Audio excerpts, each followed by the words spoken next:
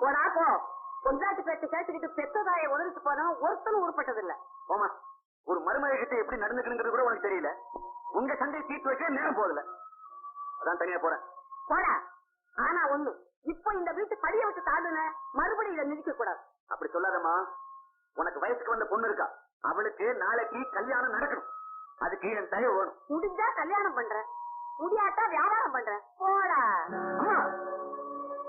நான் செத்தா கொல்லி போட கூட வராத. உனக்கு இருக்கிறது நான் ஒரு புள்ளதான். நான் கொல்லி போடலன்னா அனாத பணம் நீ நடுரோட்ல கிடக்க வேண்டியதுதான். அது மட்டும் நீ மறந்துடாத. செத்தாதா கழுது சிறையாடுறேன். செத்தப்புறமா நீ போட போற பிடி அரிசிக்கு வாயை திறந்துகிட்டு சுடுகாட்டுல படுத்திருப்பேன். பிரஸ்டீஜ் ராமநாத பொண்டாட்டிடானா சொந்த காலையே நிப்பேன். நில்லு நில்லு.